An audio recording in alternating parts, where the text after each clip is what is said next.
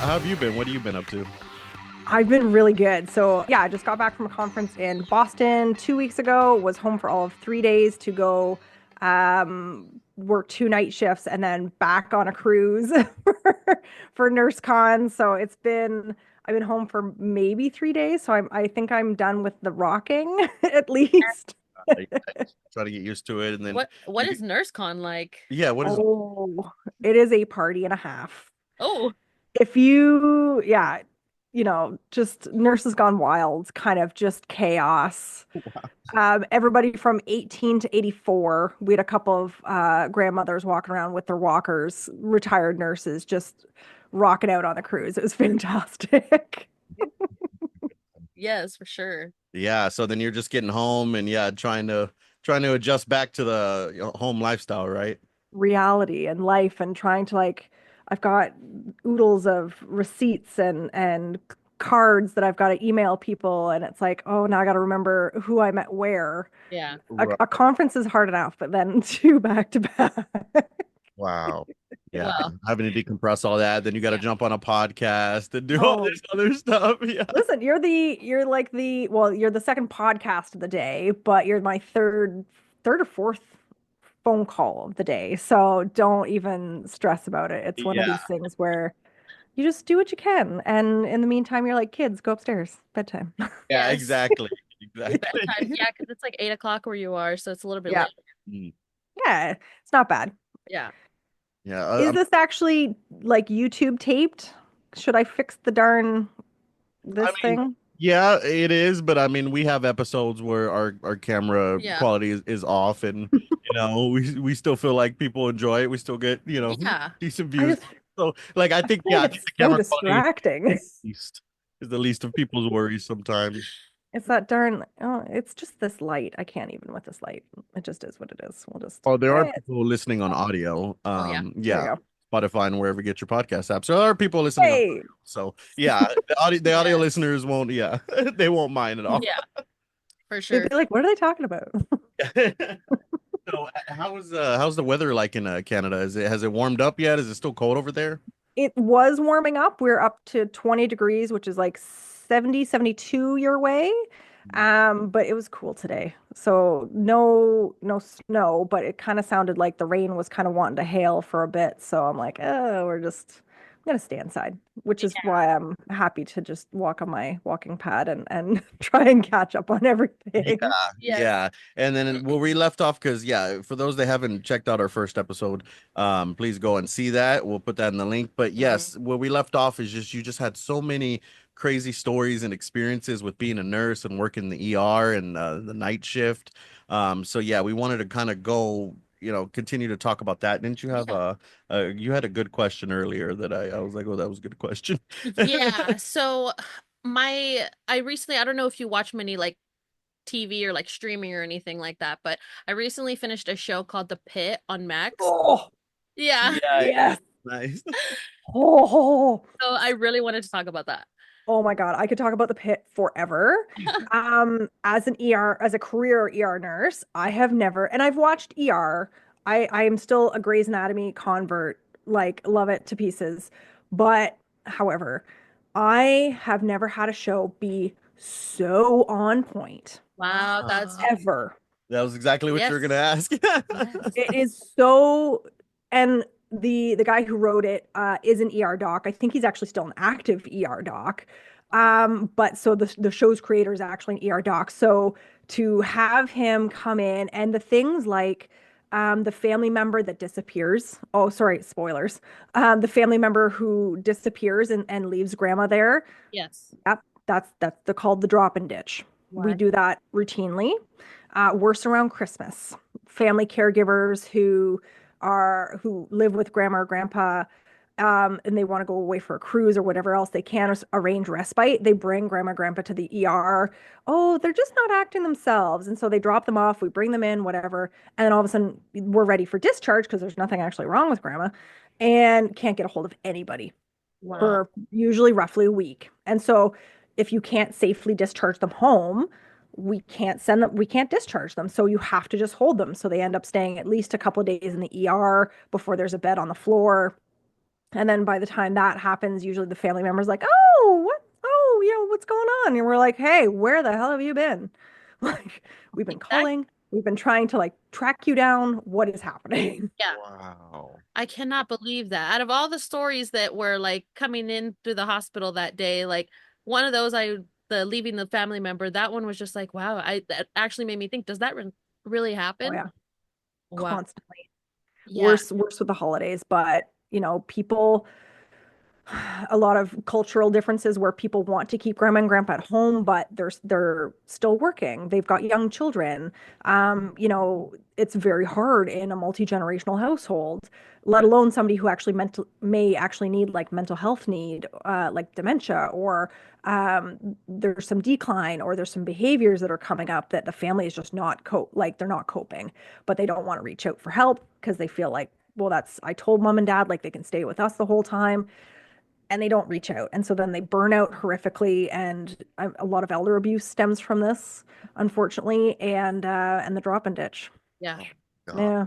Another scenario that I wondered was like, does this really happen? Is when, again, it's going to be spoiler Spoilers. about the pit, but um, at the end when they had the mass casualty, do they really like shut down the hospital, the entire emergency room for that? Oh yeah, you're on redirect. So thank God. I've never actually been involved in a mass casualty. We don't have them very often in Canada. The word, not so subtle, foreshadowing. Yeah. The worst we get typically is multi-vehicle car crashes, that kind of scenario where like a chemical spill, especially so where we are, we're on the QEW, which is like a major highway right in between Niagara Falls and Toronto. So it's just a straight shot. And it also hooks up with the Niagara Falls, New York, and Lewiston, New York. So there's a lot of stuff traveling back and forth constantly. And so we've had it where there's been a car accident and there was a tanker truck and there's been chemical spills. And so all of a sudden you've got all these people exposed to some unknown chemical. They have to come in and get deconned, and it is a whole thing. Yeah. But thankfully, again, that doesn't happen too often. But would they shut it down? Absolutely. Like you can't deal with the regular public at that point. You're like, look at you're walking and talking. You see, yeah, like we don't have the resources, we don't have the capacity, we don't have the mental bandwidth. Yeah. If you want us to snap on somebody, that would be the time that would probably happen. Yeah. But 100% the color coded triage, absolutely. Yeah. If Man. the Yeah, the bands, the slap bands, I've never actually seen the slap bands. I They loved were just those. slapping them on people. I loved those so much. So I'm like, oh, that's genius. And of course, of a child of the 80s, I'm like all over the slap band. Oh, Usually we just have like rip off tags where it's, you're just you rip off what color coded system they're going to, and you go that way. But it really is like you are making life and death decisions within minutes. And if somebody's coming in and they're imminently going to die, you're like, I'm sorry, I can't spend more on you when I could be busy saving like 40 other people. It's just, it's a horrible mentality, but that's what needs to happen. And so it's saving resources, it's delegating. It was impressive. It was yeah. really impressive. It Yeah. stressed me out a little bit to watch, but at the same, and everybody's like, "Why are you watching when you work it?" I'm like, "Well, there's this whole thing about like I'm not responsible watching this. I Right. can appreciate the medicine, I can appreciate the nuances, I can be right there for it. But I'm not responsible. So I can actually enjoy this." Yes. Right, right. No, that's so true. Here, let me adjust something real quick. Okay. Yeah. But yeah, so many spoilers for the pit. Like the way I screamed at the TV when she got hit. Ooh. Oh, Oh, you're talking about the way, charge nurse. yes, the charge Yeah. nurse, and the patient, right? That was upset Yes. he wasn't being seen. Yeah. Oh man. And I pegged him as being a problem because again, they kind of went back to him a couple of times. So I'm like, oh, something's gonna happen here. They've gone back and forth to him a little bit too many times. Yep. I thought they were just trying to get the viewpoint of like just the frustration and all that. I'm like 100% you're frustrated. But when he decked her out of nowhere, I shot out of the couch and screamed. I was like, I can't, like, 100%. And the fact that she kept working, Oh, it's yeah. just such a trauma response that I'm like, oh yeah, yeah, 100%. So when she quit, I was like, absolutely, 100%. You did your time. Yeah. You put in, and even if you were to create a police report, chances are a guy's going to get off. They're going to try and explain it away. The hospital systems don't typically back you. It's horrific. Yeah. Wow. Well, I'm so glad I brought up the pit because like yeah, I hardly of my family or friends like have like seen the show, so I have had nobody to talk about it with, and who better than an ER nurse? Oh Right. my God. Get into the nursing circles. We're all about it. I'm on like threads, of course, now that it knows that I like the pit. It just is like constant. So I was a little bit behind because of my travels. I was behind in catching the season finale. So I'm like, do not open threads. I don't want to know. Yeah. Like, Try not to get the spoilers. Yes. oh, and you're like, well, what more can happen in the last hour? And you're like, yeah, Yeah. yeah. Yeah. And it could go up Yeah. pretty quick. Yeah. I mean, so yeah, that's a good insight into the the nursing, the ER world. Oh, Like yeah. what is there like I don't know, really advice or like what would you wish the public knew more about like the ER, maybe that will kind of help it go smoother when they need to go in the ER or something like that. Yeah. Yeah. First and foremost, if you're not dying, you're going to wait. And that's if you, especially in the Canadian healthcare system, if you are brought back immediately, that's a problem. You need to be concerned.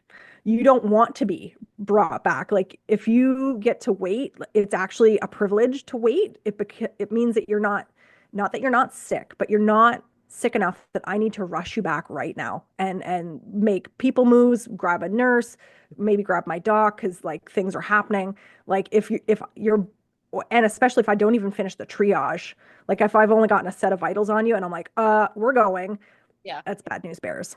Oh wow. Always bring a list of your medications, please and thank you. Do you know how many little white pills there are? There are hundreds. The doctor said I needed to take the little white pill. Great. Is it for blood pressure? Is it for high cholesterol? Is it for diabetes? What is it for? Yeah. It's a lot. So, knowing your medications is always good. Oh my gosh. This Oh, you're fine. Time to get ready for bed. I can't with my house. I hate it. She runs the show. Oh, I can't even sorry. I can't even turn it off. I don't even know how to turn it off.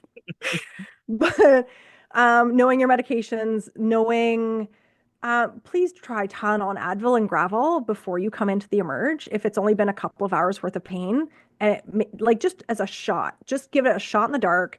It may actually help your pain, and it might just be something that's passing.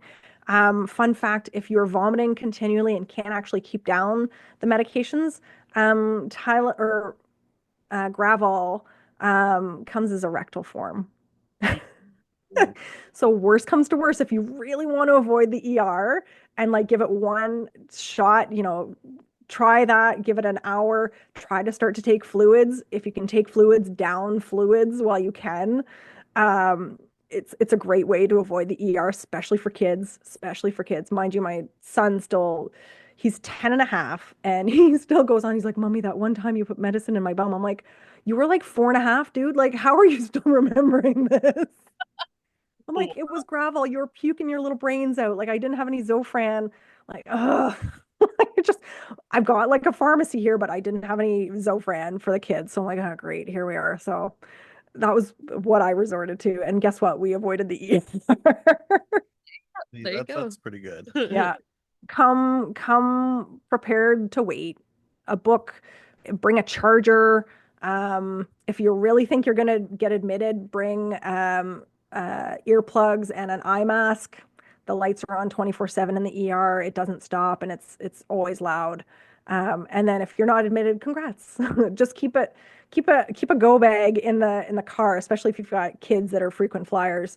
I always kept a go bag in the car, one set of clothing for me, one set of clothing for the kid, and extra charger, snacks, bottle of water, this kind of thing, because it always happens at like 2 in the morning when the kid's coughing up his lungs, and you're like, oh, okay, I know we need to go in, so let's go. Kind of thing. Yeah, that's actually really good tips, really good insight. Hmm.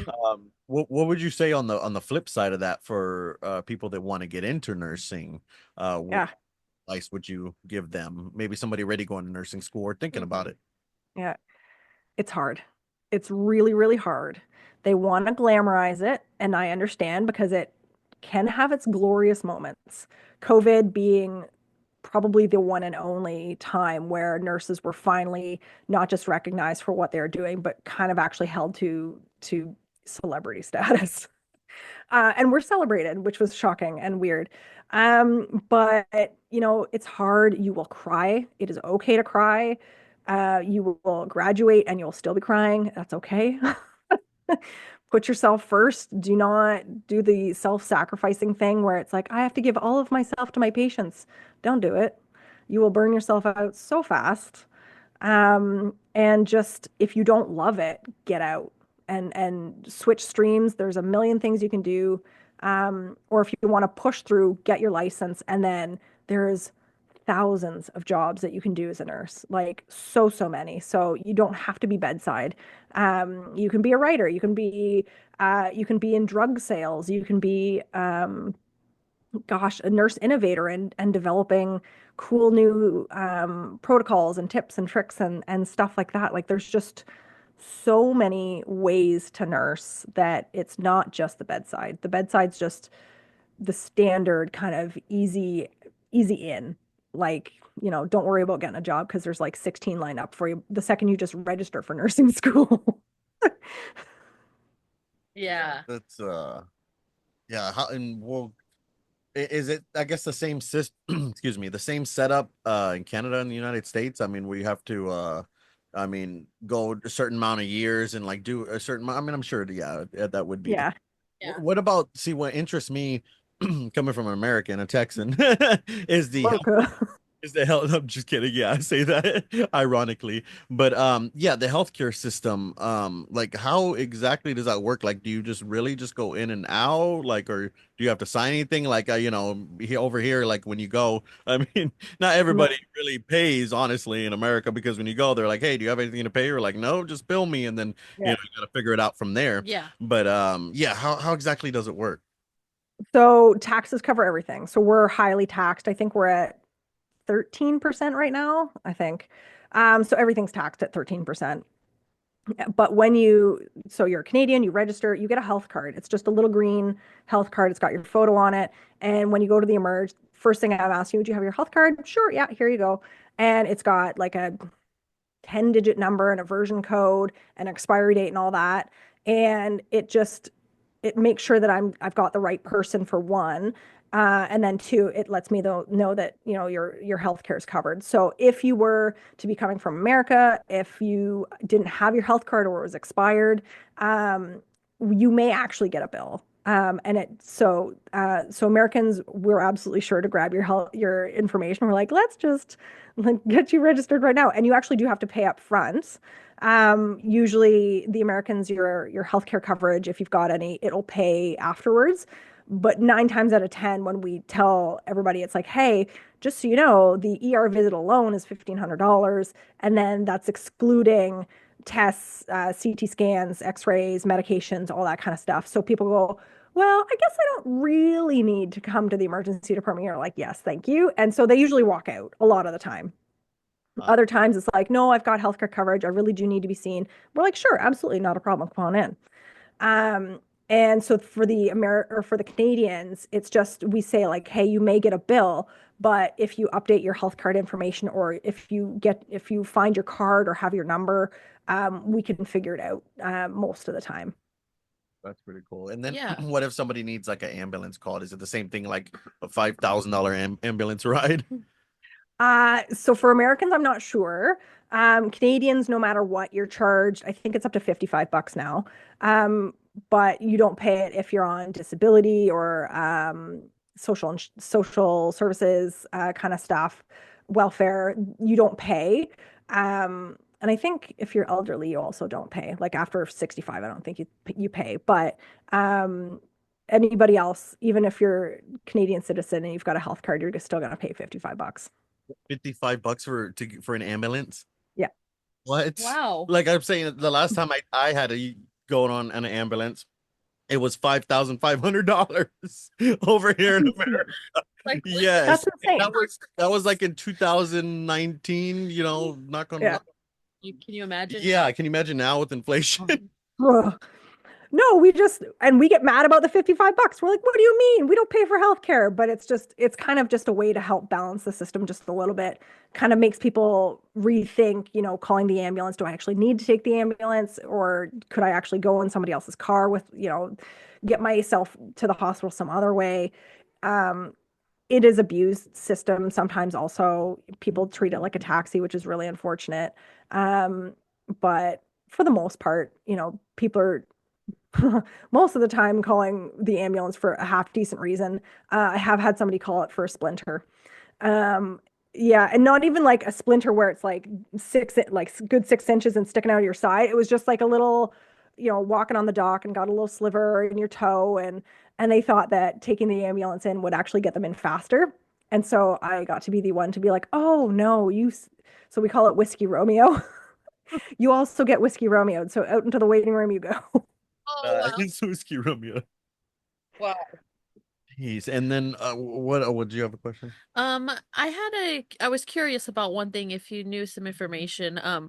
I don't know what it's called. I've heard of it before, but it's something about in Canada with the healthcare that they will get like assistance with like completing their life. Oh, MAID, yeah. Aid, yeah. Medical assistance in dying. Yeah, it's MAID has come up quite quickly. Personally, highly support it. I've seen enough people being forced to drag on and waste away and get bed sores and be in constant pain. Um, I've seen a lot of things through the years, but MAID for me personally, I highly support. Your right to choose. You still have to go through a lot of steps. Like you have to do at least two different psychologist evaluations, I think 2 or 3 months apart. You still have to be cleared by a medical doctor, and then a second medical doctor has to, like, it's a fairly lengthy process. Like they're very strict about it. There's only a certain amount of diseases that are terminal that they'll actually do it for. They were talking about doing it for end stage mental health, which was kind of riding the line a little bit, and not a lot of people were super cool with that. So it really hasn't, it's kind of stalled, which is okay by me. um, because like we've all been there when it's been a super dark time and you think like, what am I doing? Like this is ridiculous. And you know, I've been there and I'm so glad that I didn't do anything or I didn't have anything more than just a thought. So the mental health angle is just like, I don't know about that one, but cancer, ALS, all these terminal diseases where things are only going to get worse with time. Absolutely. Like, sign me up. I'd be the first one on that list.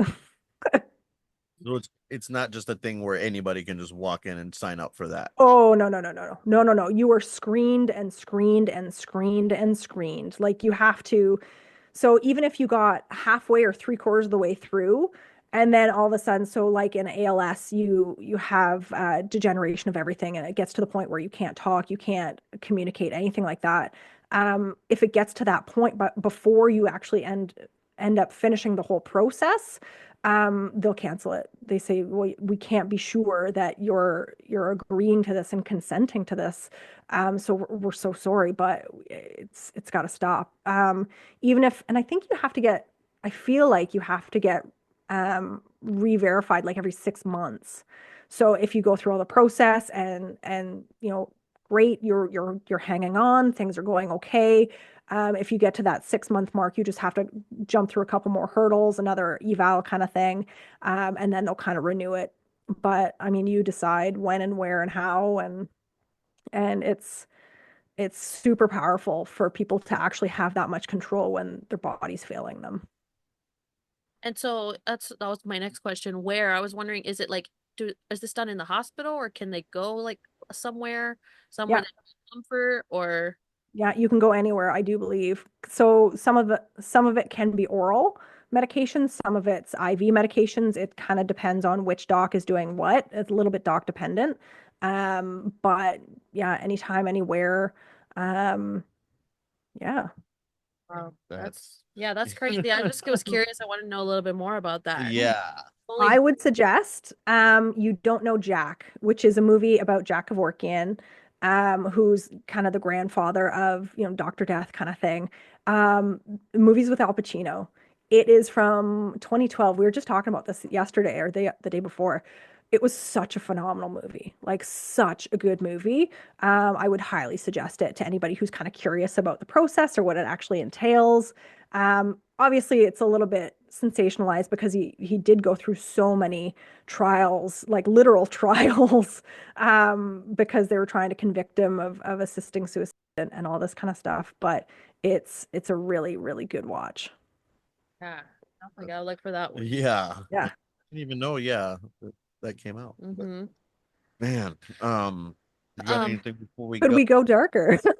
I know, right? No, Like, I don't no, know. I'm just kidding. Um, No, yeah, that's I like the that's the yes. flow. I think I was curious. We talked about your book last time. I'm curious, like, are you working on anything new right now? Is there anything in the future that we could look out for? Yeah, so nursing power, how to break the stereotypes that are holding you down.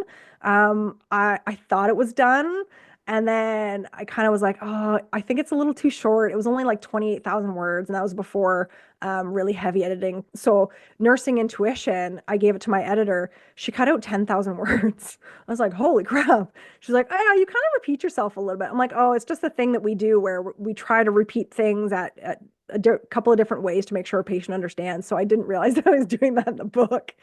But so for it to only be like 2,800 or 28,000 words, any cuts of any substantial size would like really whittle it down to just about nothing. So I'm like, okay, I gotta put more in. So a couple more stories, really expanding on a couple of different types of like various manipulation tactics and what to kind of watch out for and yeah, stuff like that. So that's coming.